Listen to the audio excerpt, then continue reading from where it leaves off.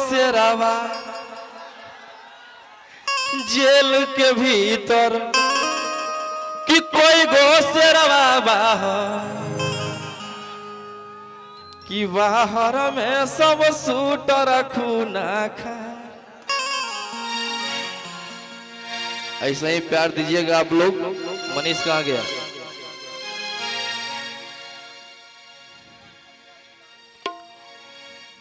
ओ मेरे ढोल सजना तू अब हार गया।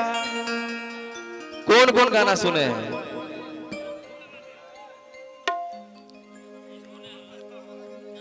कि हाथ जोड़िए के करो ही ओ रउआ से गोहार। तोहरे तोहरे भरोसे भैले भैया विधायकी में खा। कि हाथ जोड़ी करो ही ओ हम रउआ से गोहार।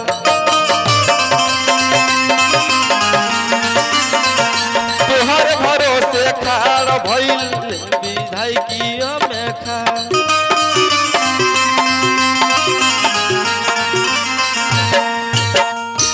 भैया भैया अरे की करिए के भोटावा करी सपोटावा इज्जतियाली हो बचा।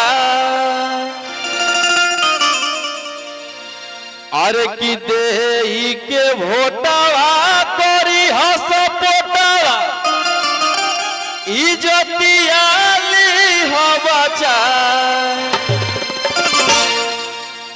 और रउए से वाले होलो विधायकी में खाड़ दी हो पी जैवाना।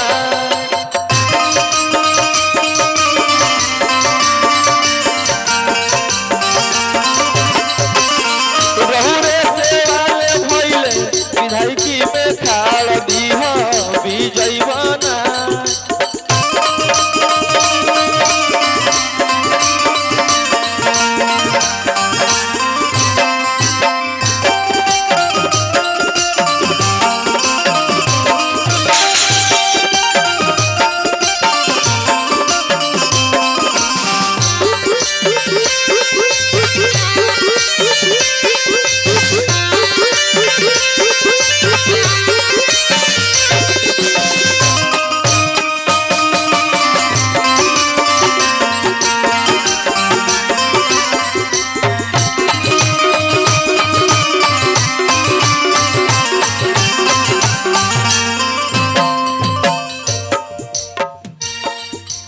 भैया ओ मेरे छपरा के जनता विचार करी कि अपने बबुआ खेसारी लाल से प्यार करी।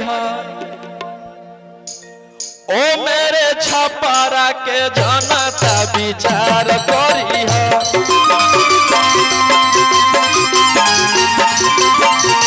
अपने बबुआ खेसारी लाल से प्यार करी।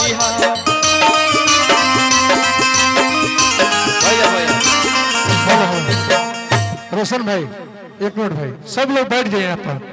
पीछे महिलाएं भी बैठा दीजिए, नहीं तो कितने लोगों को हटाए यार। सब लोग तो फेसबुक चलाने के चक्कर में लगे हैं। ये लोग को बैठा दीजिए, क्या दिक्कत है?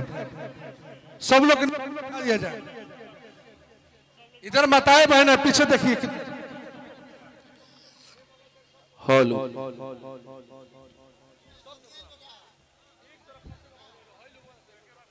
हाँ इधर से खाली करवा दो।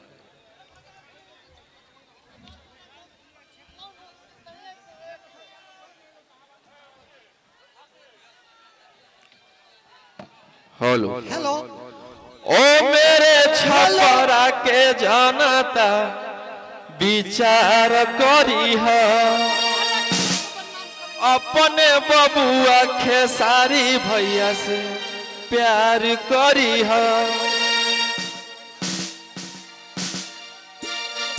6 नवंबर के क्रमांक संख्या 2 नंबर बा।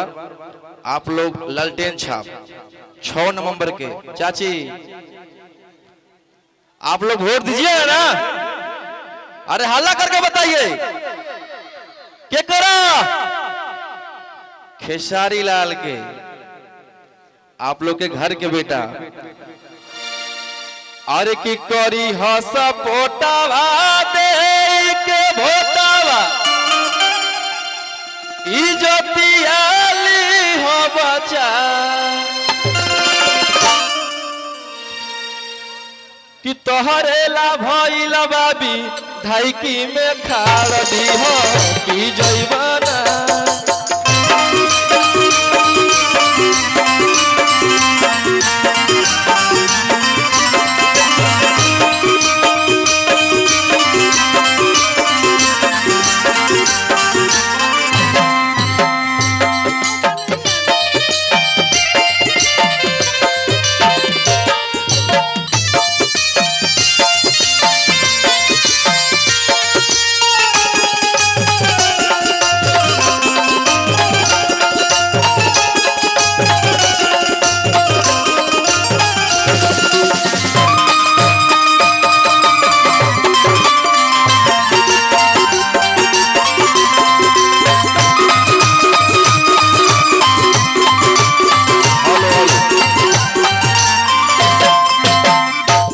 हाँ, और एक बात, वहां ईवीएम पे खेसारी लाल नहीं लौकेगा भैया, खेसारी लाल नहीं आएगा, भैया का फोटो आएगा लेकिन नाम रहेगा शत्रुघ्न यादव, शत्रुघ्न यादव रहेगा।